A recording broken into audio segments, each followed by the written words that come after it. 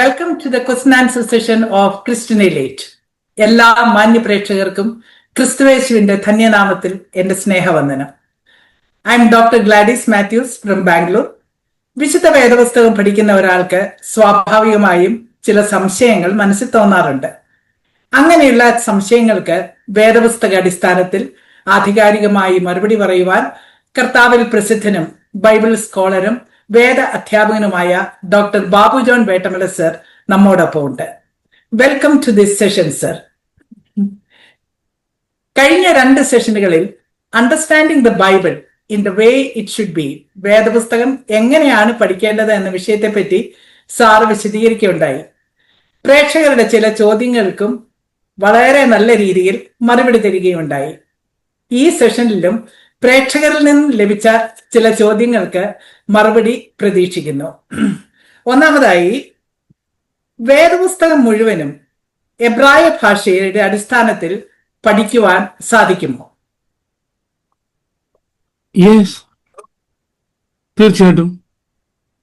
ഞാൻ നേരത്തെ പറഞ്ഞ പോലെ നമുക്ക് കഴിയാത്ത ഒരു കാര്യവും ദൈവം നമ്മളോട് ആവശ്യപ്പെടുന്നില്ല. പക്ഷെ നിർഭാഗ്യവശാൽ നമുക്ക് ഈ പരിഭാഷപ്പെടുത്തി കിട്ടിയപ്പോൾ ഉണ്ടല്ലോ, നമുക്ക് നടക്കാൻ നമ്മളെ കൊണ്ട് ഒക്കാത്ത കാര്യങ്ങളൊക്കെ ദൈവം നമ്മളെ കൊണ്ടങ്ങ് നിർബന്ധിച്ച് പ്രേരിപ്പിച്ച് ഫോഴ്സ് ചെയ്ത് ചെയ്യുന്നതായിട്ട് ഫീലിംഗാണ് നമുക്ക് കിട്ടുന്നത്. ഞാൻ തിരുവഴുത്തുകളിൽ തന്നെ എക്സാമ്പിൾ പറയാം, കേട്ടോണേ. അബ്രഹാം ഇസ്ഹാക്കിന് യാഗം കഴിക്കാൻ പോകുന്ന രംഗം. നീ വേഗത്തിൽ എഴുന്നേറ്റ് നിന്റെ മകനെ, നിന്റെ ഏകജാതനായ ഇസ്ഹാക്കിനെ തന്നെ ഞാൻ നിനക്ക് കാണിക്കാവുന്ന സ്ഥലത്ത് പോയി യാഗം കഴിപ്പിക്കുക. ഇനി തിരുവായിക്ക് എതിരുവായില്ല. തിരുവായിക്ക് ഇപ്പൊ ചെയ്തോണം, ഞാൻ പറഞ്ഞു കഴിഞ്ഞ് ഉടനെ അനുസരിച്ചോണം. അപ്പൊ നമുക്ക് ഇനി പ്രസംഗ വിഷയം, ദൈവം നിന്നോടൊരു കാര്യം പറഞ്ഞാൽ ആ നിമിഷം നീ അനുസരിച്ചിരിക്കണം. നമുക്ക് വിഷയമായി കഴിഞ്ഞു. അതുകൊണ്ട് അബ്രഹാം ഭാര്യ ഉറങ്ങുകയാണ്, അവരെ പോലും വിളിച്ചുണർത്തിയിട്ടില്ല, അവരോട് പോലും സംസാരിച്ചിട്ടില്ല. അതൊക്കെ ശരിയാണ്, അവരോട് സംസാരിച്ചിട്ടുള്ളത് ശരിയാണ്. അങ്ങനെയാണോ അവിടെ പറഞ്ഞത്? അങ്ങനെ അല്ല. എൻ്റെ മറ്റ് ബൈബിൾ ക്ലാസ് ഞാൻ പറയാറുണ്ട്, ഈ വേദപുസ്തകത്തിൻ്റെ ഭാഷ ആജ്ഞയുടെ ഭാഷ അല്ല, കേട്ടോണേ. അപ്പം നമുക്ക് 10 കൽപ്പനകളെന്ന് പറയാമല്ലോ. കൽപ്പന എന്ന് പറഞ്ഞാൽ അതുപോലെ അനുസരിച്ചോണം, ഇല്ല താട്ടിക്കളയും രാജകൽപ്പന. നമുക്ക് വേദപുസ്തകത്തിൽ 10 കൽപ്പന ഇല്ലെന്ന് ഞാൻ പറഞ്ഞെന്ന് ഇപ്പൊ നിങ്ങൾക്ക് എന്തോ തോന്നുന്നു? 10 കൽപ്പന ഇല്ല. കൽപ്പന എന്ന വേർഡ് അവിടെ ഉപയോഗിച്ചിട്ടില്ല, ഇല്ല. പിന്നെന്താ പറഞ്ഞിരിക്കുന്നത്? അവിടെ പറഞ്ഞിരിക്കുന്നത് കണക്ഷൻസ് എന്നാണ്. കണക്ഷൻസ്. ഏദൻ തോട്ടത്തിൽ നിന്ന് ദൈവമായിട്ടുള്ള കണക്ഷൻസ് വിട്ടുപോയ മനുഷ്യനെ മറിച്ച് തിരിച്ച് ദൈവത്തിങ്കിലേക്ക് റീകണക്ട് ചെയ്യുന്നതിന് വേണ്ടി 10 പോയിന്റ്സ് ഓഫ് കണക്ഷൻ പറഞ്ഞു കൊടുക്കുക. മിത്സവ. മിത്സവ എന്ന് പറഞ്ഞാൽ കണക്ഷൻ പോയിന്റ്. മിത്സ്വോട്ട്, കണക്ഷൻ പോയിന്റ്സ്. അബ്രഹാമിനോട് ദൈവം എന്ന് പറയാ, അബ്രഹാം, ഇപ്പൊ ഞാൻ ട്രാൻസ്ലേറ്റ് ചെയ്യാൻ പോവാ. Abraham, I got to tell you something. Think. Take your own time. Is it okay that you can take your only son, your Isaac, and offer him as a sacrifice to me on the mount that I am going to show you? ഞാൻ നിന്നോട് കാര്യം പറയാൻ പോവാ. നീ ഒന്ന് ചിന്തിച്ചു നോക്കുമോന്ന്. ഞാൻ നിനക്ക് തന്ന ഏകജാതനെ ഞാൻ കാണിച്ചു തരുന്ന മലയിൽ നീ കൊണ്ടുപോയി യാഗം കഴിക്കണം. But take your own time to think. Take your own time to think എന്ന് മൂലഭാഷയിൽ പറഞ്ഞിരിക്കുക. ഞാനിപ്പോൾ അങ്ങോട്ട് ആ മൂലഭാഷ എടുത്ത് പറയുന്നത് കേട്ടോ നിങ്ങൾക്ക് ആർക്കും മനസ്സിലാകത്തില്ലല്ലോ. അതുകൊണ്ടാണ് പറഞ്ഞിരിക്കുക. ഇപ്പം ഞാൻ മിത്സ് വോട്ടെന്ന് പറഞ്ഞു. മിത്സ് വോട്ടെന്ന് ഞാൻ പറഞ്ഞുകൊണ്ട് എന്തെങ്കിലും പ്രത്യേകിച്ച് പ്രയോജനമില്ല. കാര്യം മിത്സ് വോട്ടിൻ്റെ അർത്ഥം നിങ്ങൾക്ക് അറിയത്തില്ല. പക്ഷെ നമുക്കെന്തോ കിട്ടിയത്? ഇപ്പം ചെയ്യണമെന്ന്. അല്ലേ? അങ്ങനെയല്ല അവിടെ പറഞ്ഞിരിക്കുന്നത്. വിശുദ്ധ വേദപുസ്തകവും എബ്രായ ഭാഷയിൽ അത് പൊരുൾ തിരിച്ച് ബിഗിനിങ് ടു എൻഡ് പഠിപ്പിക്കാൻ കഴിയുമോ? ഒരാൾക്ക് പഠിക്കാൻ കഴിയുമോ? എൻ്റെ സിമ്പിൾ ആൻസർ അതാണ്. 400 വേർഡ്സിന്റെ മീനിങ്, 400 വാക്കുകളുടെ അർത്ഥം ഒരാൾക്ക് മനസ്സിലാക്കാൻ, ബൈഹാർട്ടാക്കാനല്ല, വായിച്ചാൽ മനസ്സിലാക്കാൻ എത്ര നാൾ വേണ്ടി വരും? 400 വേർഡ്സ് ഒരാൾക്ക് അർത്ഥം മനസ്സിലാക്കാൻ എത്ര നാൾ വേണ്ടി വരും? കേൾക്കത്തില്ല. 2-3 മാസം. ഒരു 2-3 മാസം മതിയല്ലോ, അല്ലേ? 400 വേർഡ്സിന് അർത്ഥം മനസ്സിലാക്കാൻ. The entire Bible 400 Hebrew root വേർഡ്സിലാണ് എഴുതിയിരിക്കുന്നത്. എൻറ്റയർ ബൈബിളിന്റെ ബേസിൽ എന്തേ ഉള്ളൂ? 400 ഹീബ്രു റൂട്ട് വേർഡ്സേ ഉള്ളൂ. അത് പഠിക്കാൻ എത്ര നാളും വേണ്ടി വരും?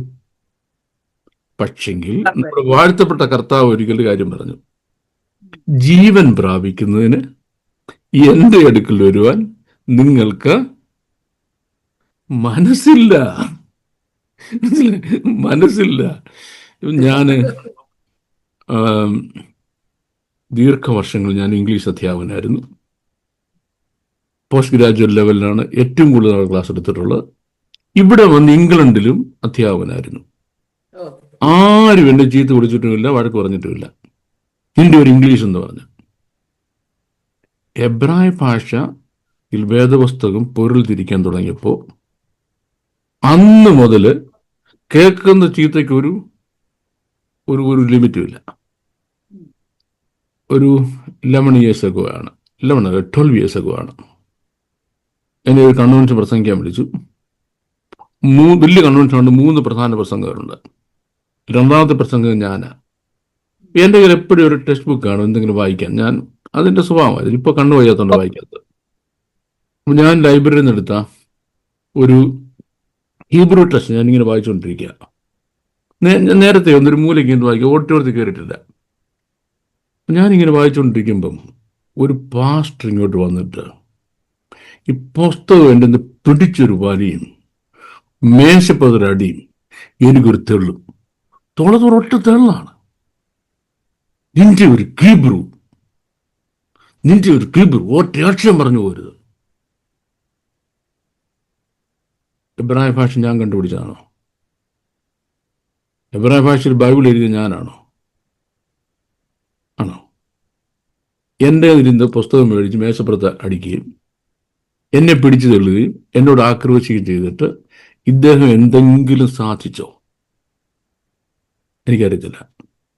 ഞാൻ തന്നെ സിസ്റ്റമാറ്റിക് ബൈബിൾ സ്റ്റഡി എന്നൊരു പ്രോഗ്രാം നടത്തുന്നുണ്ട്.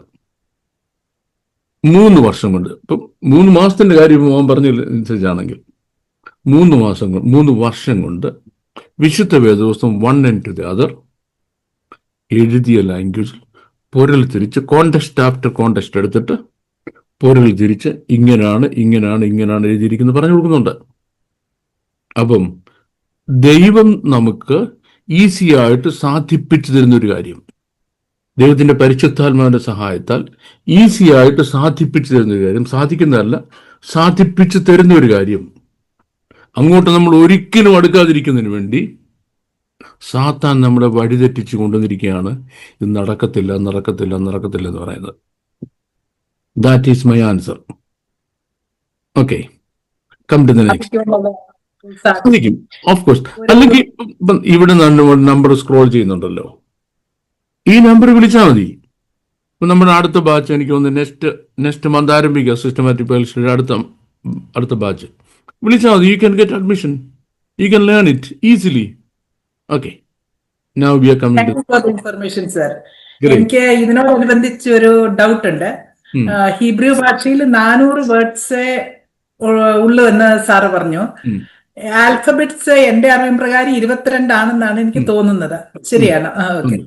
ഈ നമ്പർ ഓഫ് ആൽഫബറ്റ്സ് കുറഞ്ഞത് കൊണ്ടാണോ ഇത്രയും വേർഡ്സ് കുറഞ്ഞത്? അത് ഒരു വേർഡിന് കൺവേ ചെയ്യാൻ കഴിയുന്ന അർത്ഥതലങ്ങൾ ഒരുപാട് കൂടുതലാണ് ഒരു വേർഡിന്. ഒരു എക്സാമ്പിൾ, നമുക്ക് ഒരു 5 ആടിനെ വളർത്താം പാലിന്, പകരം ഒരു ജേഴ്സി പശുവിനെ വളർത്താം, അല്ലേ? ഒരു ജേഴ്സി പശു പാലിനുള്ളപ്പം നമുക്ക് 5-10 ആടിൻ്റെ ആവശ്യമുണ്ടോ? പിന്നെ ഇല്ല. ആ ഒരു ജേഴ്സി പശുവിൻ്റെ പാൽ ഇനഫാണ്. ഒരു വേർഡ് കൊണ്ട്, ഒരക്ഷരം കൊണ്ട് കൺവേ ചെയ്യാൻ കഴിയുന്ന അർത്ഥങ്ങളുടെ വ്യാപ്തി ഒരക്ഷരം കൊണ്ട് അത്രയും വലുതാണെങ്കിൽ ഒരുപാട് വാക്കുകളുടെ ആവശ്യമില്ല. 2, അത് ലിഷോൻ ഹ ഖദ്ദോഷ് എന്ന് പറയുന്നത് വിശുദ്ധ ഭാഷയെന്ന, അതിൻ്റെ അകത്ത് അശുദ്ധമായ ഒരു വാക്കുകളും അതിനകത്തില്ല. ഇംഗ്ലീഷിലൊക്കെയാണ് വൃത്തികേട് പറയാതെ ആൾക്കാർക്ക് പറയാനൊക്കത്തില്ല. അശുദ്ധമായ ഒരു വാക്കുകളുമില്ല. അതാണ് വിശുദ്ധം എന്ന് പറയുന്നത്. രണ്ടാമത്തെ കാര്യം. ഒന്നാമത്തെ കാര്യം ദൈവം സംസാരിച്ചുകൊണ്ടാണ്. അതിൻ്റെ ആശയങ്ങൾ കൺവേ ചെയ്യാനുള്ള കപ്പാസിറ്റി ഒരുപാട് കൂടുതലാണ്. Rich with meaning and information. Rich with meaning and information. കമ്പ്യൂട്ടറിന് ഏറ്റവും ഇഷ്ടമുള്ള ഭാഷ ഏതാ? ഹീബ്രു. ഏറ്റവും കമ്പ്യൂട്ടറിന് ഇഷ്ടമുള്ള ഭാഷ ഹീബ്രു ഭാഷയാണ്. ഏറ്റവും അതിൻ്റെ കണക്ടിവിറ്റി ഭയങ്കരം. ആശയങ്ങൾ തമ്മിൽ കണക്ട് ചെയ്യാനുള്ള ലാംഗ്വേജിൻ്റെ കപ്പാസിറ്റി ഒരുപാട് കൂടുതലാണ്. അതുകൊണ്ടാണ് നമുക്ക് ഈ 400 റൂട്ട് വേർഡ്സിൽ ഹോൾ ബൈബിൾ ദൈവത്തിന് നമുക്ക് തരാൻ കഴിയുന്നത്. യെസ്, ഒരു വാക്കിന് തന്നെ പല അർത്ഥങ്ങളുമുണ്ട്. അതൊരു കാര്യം. നമ്മുടെ ഭാഷയിലും പല അർത്ഥങ്ങളുള്ള വാക്കുകളില്ലേ? ഇല്ലല്ലേ? അപ്പൊ അവിടെ ഒരു വലിയ പ്രോബ്ലം ഉണ്ടാകുന്നുണ്ട്. അവിടെ നമുക്ക് വലിയൊരു പ്രോബ്ലം ഉണ്ടാകുന്നുണ്ട് കേട്ടോണേ. ആ പ്രോബ്ലം എന്ന് പറഞ്ഞാലേ, നമ്മുടെ ഡിക്ഷണറിനകത്തൊരു മീനിങ് കാണുന്നു ഒരു വേർഡിന്റെ. ആ മീനിങ്ങേ അല്ല ആ കോണ്ടെക്സ്റ്റിൽ പറഞ്ഞിരിക്കുന്നത്. ആ കോണ്ടെക്സ്റ്റ് അനുസരിച്ച് ആ വേർഡിന്റെ മീനിങ് എന്താണെന്ന് ആ ജൂവിഷ് മദർ ടങ് യൂസേഴ്സിനും അറിയാം. അത് വളരെ സ്ട്രേഞ്ച് ആണെങ്കിൽ അവരുടെ സേജസിനും അറിയാം. ഒരു ഉദാഹരണം ഞാൻ പറയാം. 29-ാം സങ്കീർത്തനത്തില് യഹോവയുടെ ശബ്ദം മാൻപേടകളെ പ്രസവിക്കുമാറാക്കുന്നു. അപ്പൊ ഇനിയും മറ്റ് മൃഗങ്ങളൊക്കെ സാധാരണ അങ്ങ് പ്രസവിക്കില്ലയോ? ഈ മാൻ മാത്രം എന്തിന് യഹോവയുടെ ശബ്ദം വരുന്നവരെ കാത്തിരിക്കുന്നത്? അപ്പൊ നമുക്കൊരു പ്രസംഗ വിഷയം കിട്ടി. അപ്പോൾ ഇനി മാൻ ഗർഭിണിയാകുന്നത് മുതൽ ഉള്ള പ്രോസസ്സ് മുഴുവൻ നമ്മുടെ പ്രസംഗ വിഷയമാണ്. അവസാനം മാൻ കഷ്ടപ്പെടുന്നത്, അലയ്ക്കുന്നു, ചെരയുന്നു, കൂന്നു, എല്ലാം അടിച്ച് നമ്മളൊരു ഗംഭീര പ്രസംഗം ഉണ്ടാക്കി പ്രസന്റ് ചെയ്യുകയും ചെയ്യും. എൻ്റെ ഭാഷ പറഞ്ഞ സഹോദരിമാർ ആത്മാവിലാവുകയും ചെയ്യും.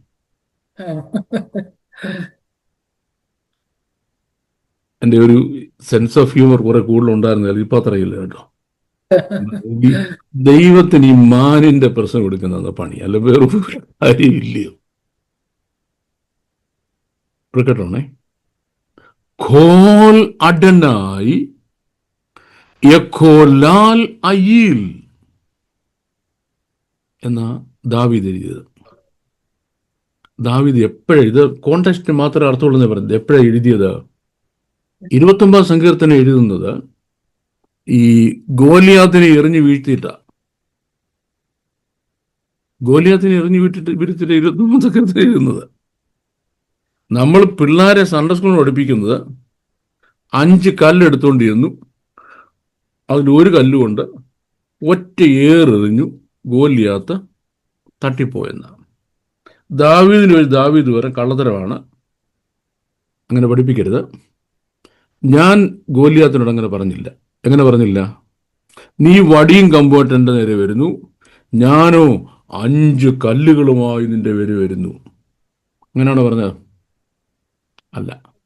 നീ നിന്ദിക്കുന്ന സൈന്യങ്ങളുടെ ദൈവമായ ഇസ്രായേൽ നിരകളുടെ ദൈവമായ സൈന്യങ്ങളുടെ ദൈവമായ യഹോവയുടെ നാമത്തിൽ,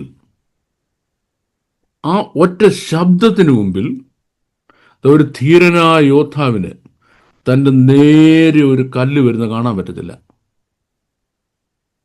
പടയാളികളുണ്ടല്ലോ കൂടെ, കൈ പരിചയമുണ്ടല്ലോ, ഇത്തരം തല വെട്ടിച്ചാൽ മതിയല്ലോ.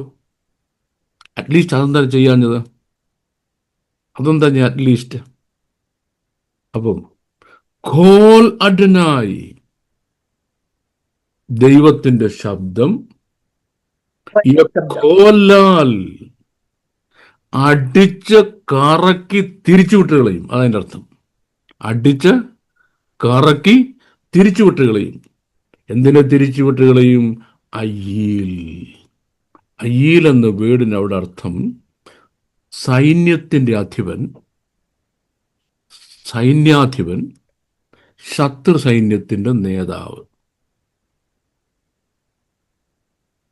വല്ല സെൻസും കിട്ടുന്നുണ്ടോ?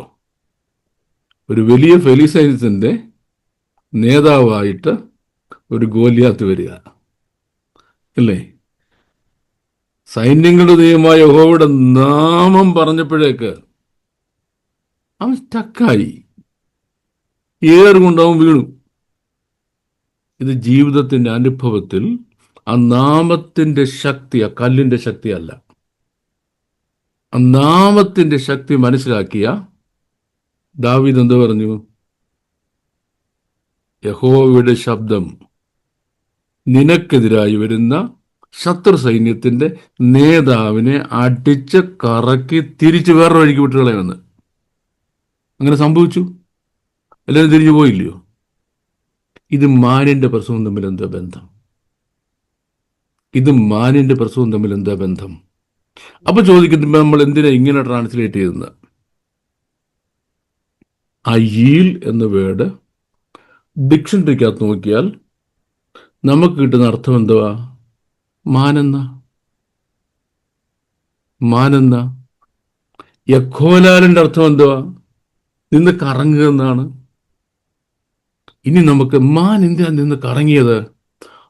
അപ്പം നമ്മൾ ചിന്തിക്കാൻ തുടങ്ങി. നമ്മുടെ കിട്ടണിയെ വർക്ക് ചെയ്യാൻ തുടങ്ങി. ഇന്റർപ്രിട്ടേഷൻ അല്ലോ, ഇന്റർപ്രിട്ടേഷൻ. ഞാൻ എപ്പോഴായിരിക്കും കറങ്ങുന്നത്? മിക്കവാറും പ്രസവവേദന എടുത്തിട്ടാണ്. അപ്പോൾ നമ്മൾ അടിപൊളിയായിട്ട് എഴുതി വെച്ചു, യഹോവയുടെ ശബ്ദം മാൻപേടകളെ പ്രസവിക്കുമാറാക്കുന്നു. നമുക്ക് പ്രസംഗ വിഷയം കിട്ടി. ദാവീദ് പറഞ്ഞതെവിടെ? വചനത്തിൽ എഴുതിയതെവിടെ? നമ്മൾ പ്രസംഗിച്ചതെവിടെ? അപ്പൊ ഇനി ഞാൻ ഈ പറഞ്ഞതാണ് യഹോവയുടെ ശബ്ദം ശത്രു സൈന്യത്തിന്റെ നേതാവിനെ അടിച്ചു തിരിച്ചു വിടുന്നു എന്ന് എനിക്ക് എങ്ങനെ പറയാൻ കഴിയും? ഒന്ന്, ആ കോണ്ടെക്സ്റ്റ് എടുത്ത് അനലൈസ് ചെയ്ത ഗ്രേറ്റ് ഹീബ്രൂ സേജസ് ഉണ്ട്. ഗ്രേറ്റ് ഹീബ്രൂ സേജസ് അവരെന്താ പറയുന്നത്? ഹീബ്രൂ വേർഡിന് ഡിക്ഷണറിയിലെ മീനിങ് അല്ല, കോണ്ടെക്സ്റ്റിൽ മാത്രമേ മീനിങ് ഉള്ളൂ. ഡിക്ഷണറി കിടക്കുക അൺഎൻഡിങ് ആയിട്ട് ഒറ്റ വേർഡിന്റെ മീനിങ്. അത് ഏത് മീനിങ് ആണ് ഇവിടെ ആപ്ലിക്കബിൾ എന്ന് ആരാ തീരുമാനിക്കുന്നത്? അതിൽ ഏത് മീനിങ് ആണ് ഇവിടെ ആപ്ലിക്കബിൾ എന്ന് ആരാ തീരുമാനിക്കുന്നത്? തീരുമാനിക്കുന്നത് ഒന്ന് മദർ ടങ് യൂസേഴ്സും, മദർ ടങ് യൂസേഴ്സും,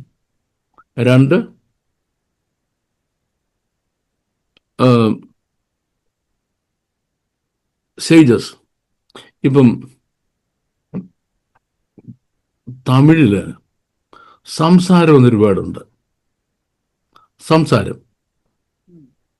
മലയാളത്തിലും അതുണ്ട്. മലയാളത്തിൽ സംസാരം നമ്മൾ സംസാരിക്കില്ലേ? ഇപ്പൊ നമ്മൾ സംസാരിക്കില്ലേ? തമിഴില് സംസാരം എന്നുള്ളതിന് ഭാര്യ എന്നൊരർത്ഥമുണ്ട്.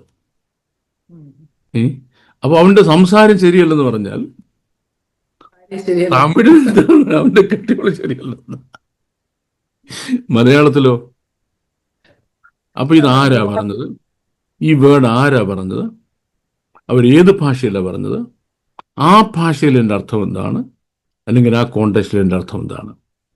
ഇത്രയും മനസ്സിലാക്കുമ്പോൾ മാത്രമേ മാമനോട് ആദ്യം ചോദിച്ച, കഴിഞ്ഞ പ്രാവശ്യം ചോദിച്ച ഈ പൊരുൾ തിരിക്കുക എന്നുള്ളത് വ്യക്തമാകത്തുള്ളൂ. അത് മാൻപേടെ പ്രസവിക്കുമ്പോഴാക്കുന്ന വ്യാഖ്യാന ശാസ്ത്രമാണ്. ശത്രു സൈന്യത്തിന്റെ നേതാവിനെ അടിച്ചു തിരിച്ചു വിടുന്നത് പറയുന്നത് ഏതാണ്? അത് കോണ്ടെക്സ്റ്റിൽ നിന്ന് നമ്മൾ പൊരുൾ തിരിക്കുകയാണ്. അപ്പോ പുട്ട് ഇറ്റ് ഷോർട്ട്, 400 റൂട്ട് വേർഡ്സേ ഉള്ളൂ. പഠിക്കാൻ കഴിയുമോ? പഠിക്കാൻ കഴിയും. എവിടെ കഴിയുമെന്ന് ചോദിച്ചാൽ ഇല്ല അങ്ങ് പോയാലെന്ന് ഞാൻ പറയത്തില്ല. ഇങ്ങി വാ, താഴെ കൊടുക്കുന്ന നമ്പറിൽ ഒന്ന് വിളിച്ചിട്ട് ജോയിൻ ചെയ്യുക. You can understand. Okay, thank you. Thank you, sir. പ്രേക്ഷകരിൽ നിന്ന് ഇനി ഒരു ചോദ്യം കൂടെയുണ്ട്. ഉം, ലൂക്കോസിന്റെ സുവിശേഷം 16 അധ്യായം 9 വാക്യത്തില് ഉം, അനീതിയുള്ള മമ്മോനെ കൊണ്ട് നിങ്ങൾക്ക് സ്നേഹിതന്മാരെ ഉണ്ടാക്കിക്കൊള്ളുവീൻ എന്ന് യേശു കർത്താവ് തന്നെ പറയുന്നു. ഉം. അനീതിയുള്ള മമ്മോനെ കൊണ്ട് സ്നേഹിതന്മാരെ ഉണ്ടാക്കുന്നത് അനീതിയല്ലേ? അല്ലെങ്കിൽ കർത്താവ് അപ്രകാരം പറയുമോ എന്നൊരു ചോദ്യം ഒരു പ്രേക്ഷകൻ ചോദിച്ചിട്ടുണ്ട്. അതൊരു നല്ല ചോദ്യമാണല്ലേ. നമുക്ക് ഈ പറഞ്ഞ പോലെ നമ്മൾ ആൻസർ എല്ലാം നമ്മുടെ ഒരു ഐ അണ്ടർസ്റ്റാൻഡ് എന്നുള്ള അർത്ഥത്തിലല്ല പറയുന്നത്. തിരുവെഴുത്ത് എന്ത് പറയുന്നു അത് മാത്രമേ പറയുന്നുള്ളൂ. നമ്മുടെ വാഴ്ത്തപ്പെട്ട കർത്താവാണ് പറഞ്ഞത്. താൻ പറഞ്ഞത് എബ്രായ ഭാഷയിലാണെന്നും മുഴുവൻ ഇഡിയംസ് ആണെന്നും ഞാൻ മുമ്പ് പറഞ്ഞു വേറൊരു വീഡിയോയിൽ. ഇനി വേറൊരു അർത്ഥം എന്ന് പറയുന്നത് കർത്താവിൻ്റെ ഭാഷയുടെ പ്രത്യേകത, കർത്താവ് ഏറ്റവും സാധാരണക്കാരൻ്റെ ഭാഷയിൽ സംസാരിക്കത്തുള്ളൂ. ഏറ്റവും അൺഎഡ്യൂക്കേറ്റഡ് ആയ ഗാലിലി എന്ന് പറഞ്ഞ ഗാലിയുടെ പ്രത്യേകത, ഇപ്പം കർത്താവിൻ്റെ കാലത്ത് പറയും, if you want to be rich live in Galilee, if you want to be wise go to Judea. Galilee സ്കൂളില്ല, ആൾക്കാർക്ക് വിദ്യാഭ്യാസമില്ല, ഇഷ്ടംപോലെ തൊഴിലവസരമുള്ളതുകൊണ്ട് പൈസയുണ്ട്. ഈ താഴെ ജുഡിയയിൽ വന്നാൽ അവിടെ കൃഷിയില്ല, കച്ചവടമൊന്നുമില്ല, കൃഷി സ്ഥലങ്ങളേ ഇല്ല, ഫാമിംഗ് ഇതില്ല, മുഴുവൻ സ്കൂളുകളാണ്, ഇഷ്ടംപോലെ സ്കോളേഴ്സും ഉണ്ട്. അവരുടെ ഭാഷ എന്ന് പറഞ്ഞാൽ ഗംഭീര ഭാഷയാണ്. കർത്താവിൻ്റെ നാട്ടുകാരോ പാവങ്ങൾ ലോക്കൽ ഭാഷയാണ് പറയുന്നത്. ഈ ലോക്കൽ ഭാഷയുടെ പ്രത്യേകത, എക്സ്ട്രീം നെഗറ്റീവ്സ് എപ്പോഴും ഉപയോഗിക്കും. Extreme negatives. ഈ എക്സ്ട്രീം നെഗറ്റീവ്സിൽ കേൾക്കുന്നവർക്ക് മനസ്സിലാകും അത് ചെയ്യരുതെന്നാണ് പറഞ്ഞെന്ന്. ഇപ്പോൾ എക്സാമ്പിള്, ബൈബിളിൽ ഈ ഹീബ്രുവിൽ എപ്പോഴും എക്സ്ട്രീം നെഗറ്റീവ്സ്, കർത്താവ് മാത്രമല്ല കേട്ടോ, എപ്പോഴും എക്സ്ട്രീം നെഗറ്റീവ്സ് ഉണ്ട്. ഈ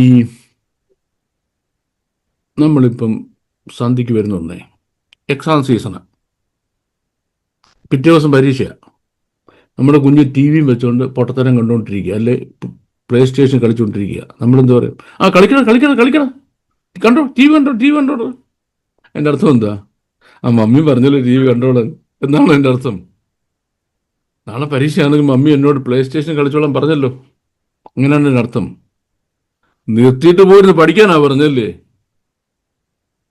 നിർത്തിയിട്ട് പോയിരുന്ന് പഠിക്കാനാ പറഞ്ഞത്. അനീതിയുള്ള മാമോനെ കൊണ്ട് സ്നേഹിതരെ സമ്പാദിച്ചു. അവസാനം അവരുടെ കൂടെ ചെന്ന് ചാടുവന്ന് നീ, അവർ നിന്നെ നിത്യപോലത്തെ ചേർത്തോളുമെന്ന്. അവസാനം ഈ അനീതിയുള്ള മാമോനെ കൊണ്ട് നീ പൈസ ഉണ്ടാക്കാൻ പോയാൽ നീ അവസാനം അവിടെ ചെന്ന് അവസാനിക്കത്തേ ഉള്ളൂ. അവിടെ ചെന്ന് അവസാനിക്കത്തു, നീ സ്വർഗത്തിൽ പോകുന്നില്ലേക്കും ശാശ്വത ഭവനത്തിൽ ചേർത്തോളും. അവർ നിന്നെ ശാശ്വത ഭവനത്തിൽ ചേർത്തോളും എന്ന് പറഞ്ഞാൽ അവർ നിന്നെ സ്വർഗത്തിൽ കൊണ്ടുപോകുന്നതിനർത്ഥം ഈ ജന്മം നീ സ്വർഗത്തിൽ പോകത്തില്ലെന്നാ.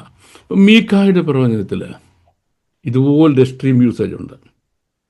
ഇപ്പം മീക്ക ഇങ്ങനെ മാനസാന്തരം പ്രസംഗിച്ചുകൊണ്ട് വരുമ്പം ഗാത്ത് എന്ന് പറഞ്ഞ സ്ഥലത്ത് വന്നു. ഗാത്തെന്ന വീടിൻ്റെ അർത്ഥമേ കരച്ചിലെന്ന. ഗാത്ത മീക്ക അവിടുന്ന് പ്രസംഗിച്ച് പറയാ, കരയരുത്, ആരും കരയരുത് കേട്ടോ, ആരും കരയരുത്.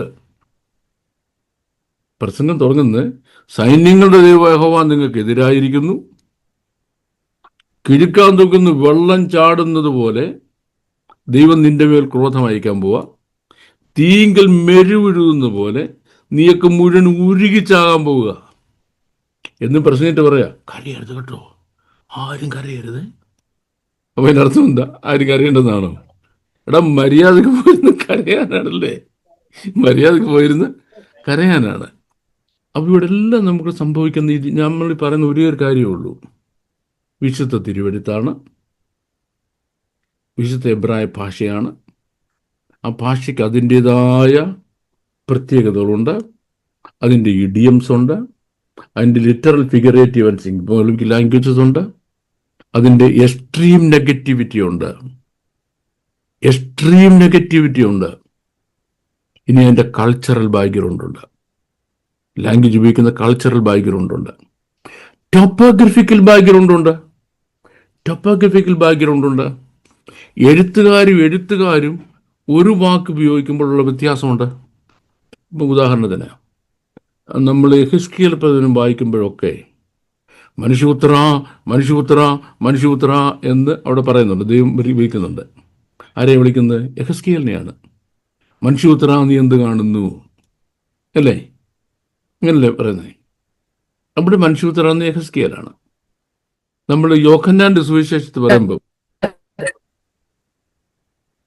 മാമന്തെങ്കിലും പറഞ്ഞോ? ഇല്ല, പറഞ്ഞില്ല. ഓക്കെ, നമ്മൾ യോഹന്നാന്റെ സുവിശേഷത്തിൽ പറയുമ്പം മനുഷ്യപുത്രൻ മനുഷ്യപുത്രൻ മനുഷ്യപുത്രൻ എന്ന് പറയുന്നത് യെഹെസ്കേലാണെന്നോ? നമ്മുടെ വാഴ്ത്തപ്പെട്ട കർത്താവാണ്. വെളിപ്പാട് പുസ്തകത്തിൽ യോഹന്നാൻ മനുഷ്യപുത്രനോട് സദൃശനായ ഒരുത്തനെ കണ്ടു എന്ന് പറഞ്ഞാൽ യെഹെസ്കേൽ പ്രവാചകനെ പോലെ ഒരുത്തൻ നിൽക്കുന്നതാണോ? അല്ലല്ലോ. അപ്പൊ നോക്കിക്കോണേ, ഒരേ വേർഡ് വ്യത്യസ്തരായ ആളുകൾ സംസാരിക്കുമ്പോൾ വേർഡിന് വ്യത്യാസം വരുന്നു. വ്യത്യസ്തമായ കോണ്ടെക്സ്റ്റിൽ അത് പറയുമ്പോൾ വേർഡിന് മീനിങ് മാറുന്നു. ഇനി ഡിഫറെൻറ്റ് സ്റ്റൈലിൽ അത് ഉപയോഗിക്കുമ്പോൾ ആരോട് സംസാരിക്കുന്നു അവിടെ മീനിങ് മാറുന്നു. ഇതെല്ലാം ആ വേർഡിന്, ആ ലാംഗ്വേജിൻ്റെ പ്രത്യേകതയാണ്. അപ്പം നിങ്ങൾ ഒരാൾ ചോദിക്കും, സാറേ അങ്ങനെ കടൽ പോലെ പ്രത്യേകതയാണെന്നെങ്കിൽ എങ്ങനെ പഠിച്ചു തരും? കടൽ പോലൊന്നും പ്രത്യേകതയില്ല. വളരെ കുറച്ച് പ്രത്യേകതയുള്ളൂ. നമ്മുടെ ഒരു പ്രോബ്ലം എന്ന് പറഞ്ഞാൽ, ഈ പ്രവാചകനോട് ദൈവം പറയാ, എൻ്റെ ജനം 2 ദോഷം ചെയ്തു. ഒന്ന്, ജീവജലത്തിൻ്റെ ഉറവായി എന്നെ ഉപേക്ഷിച്ചു. പിന്നെ വെള്ളമില്ലാത്ത കിണറുകളെ, പൊട്ടക്കിണറുകളെ തന്നെ കുഴിച്ചു. അപ്പോൾ വിശുദ്ധ തിരുവെഴുത്തുകൾ തിരുവെഴുത്തിൻ്റെ അടിസ്ഥാനത്തിൽ തിരുവെഴുത്തെന്ത് പറയുന്നു എന്ന് മാത്രം നോക്കി അതിൻ്റെ ഭാഷയിൽ, ഞാനീ പറഞ്ഞ പോലെ എൻ്റെ പശ്ചാത്തലത്തിൽ, ഈ പശ്ചാത്തലം എന്ന് പറയുമ്പോൾ ഗ്രേറ്റ് ജൂവിഷ് സേജസ് ഉണ്ട്, അവരതിനെപ്പറ്റി പൊരുൾ തിരിച്ചെഴുതിയിട്ടുണ്ട്. ഗ്രേറ്റ് റിസർച്ചേഴ്സ് ഉണ്ട്, അവർ റിസർച്ച് ചെയ്ത് ഇത് എഴുതിയ കാലഘട്ടത്തിൽ പോയി അവിടെ എന്താ ഉദ്ദേശം എഴുതി വെച്ചിട്ടുണ്ട്. അതാണ് നമ്മൾ പഠിക്കാൻ ഉപയോഗിക്കുന്നത് നമ്മുടെ ടൂൾസ് എന്ന് പറയുന്നത്. അപ്പം അത് ഉപേക്ഷിച്ചു, ജീവജലത്തിൻ്റെ ഉറവായി എന്നെ ഉപേക്ഷിച്ചു. എന്നിട്ട് എന്ത് ചെയ്തു? വെള്ളമില്ലാത്ത കിണറുകളെ, പൊട്ടക്കിണറുകളെ തന്നെ കുഴിച്ചു. അത് മനുഷ്യൻ്റെ വ്യാഖ്യാനമാണ്. ഇപ്പം വേദശാസ്ത്ര പഠനത്തിലെ വലിയ പ്രത്യേകത എന്ന് പറഞ്ഞാൽ, ഒരാളൊരു കാര്യത്തെപ്പറ്റി ഒരു സംഭവം എഴുതി, അതയാളുടെ അഭിപ്രായമാണ്. അടുത്ത ആൾ അതിനെപ്പറ്റി, ഈ പറഞ്ഞ ഒന്നാമത്തെ ആളുടെ അഭിപ്രായത്തെപ്പറ്റി രണ്ടാമത്തെ ആൾ എഴുതി, അദ്ദേഹത്തിൻ്റെ അഭിപ്രായത്തെപ്പറ്റി മൂന്നാമത്തെ ആൾ എഴുതി, അദ്ദേഹത്തിൻ്റെ അഭിപ്രായത്തെപ്പറ്റി നാലാമത്തെ ആൾ എഴുതി. ഞങ്ങൾ ലിറ്ററേച്ചർ പഠിക്കുമ്പം ഞങ്ങളുടെ രസകരമായൊരു പറച്ചിലുണ്ട്. ടൈമൻ ഓഫ് ആഥൻസ് എന്ന് പറയുന്നത് ഷേക്സ്പിയറുടെ പ്രസിദ്ധമായൊരു നാടകമുണ്ട്. അതിനെപ്പറ്റി ഒരു സ്റ്റുഡൻറ്റിന് റിസർച്ച് ചെയ്യണം. പ്രൊഫസറോട് ചോദിക്കുന്നു, സാർ ഞാൻ ഏതൊക്കെ പുസ്തകങ്ങളാണ് വായിക്കേണ്ടത്? സാറ് പറഞ്ഞു, നീ ടൈമൻ ഓഫ് ആഥൻസ് ഇറ്റ്സെൽഫ് അത് തന്നെ നീ വായിര്. ആ പുസ്തകം വായിക്കാതെ അതിൻ്റെ വ്യാഖ്യാനതകളെ വായിച്ച് പുസ്തകത്തിൽ നിന്ന് ഒരുപാട് മൈലുകൾ നമ്മൾ അകലെയാകുന്നു. നമ്മൾ അവസാനം PhD ഒക്കെ എടുത്ത് വരുന്നു. വേദപുസ്തകം വായിച്ചിട്ടാണോ PhD എടുത്തത്? അതിനെപ്പറ്റി ഒരാൾ പറഞ്ഞതിനെപ്പറ്റി, മറ്റേയാൾ പറഞ്ഞതിനെപ്പറ്റി, മറ്റേയാൾ പറഞ്ഞത്, അത് പഠിച്ച് നമ്മളിങ്ങെത്തി. എവിടെ എത്തിയില്ല? തിരുവെഴുത്തിൽ എന്ത് പറഞ്ഞു എന്നുള്ളത് കണ്ടുമില്ല. Thank you very much sir. പ്രേക്ഷകർക്ക് നിങ്ങളുടെ ബൈബിൾ സംബന്ധമായ ചോദ്യങ്ങൾ സ്ക്രീനിൽ കാണുന്ന ഫോൺ നമ്പറിൽ വോയിസ് മെസ്സേജ് ആയിട്ടോ ടെക്സ്റ്റ് മെസ്സേജ് ആയിട്ടോ ചോദിക്കുവാനുള്ള അവസരമുണ്ട്. Thank you very much once again, sir, for your wonderful teaching. Thank you. Thank you.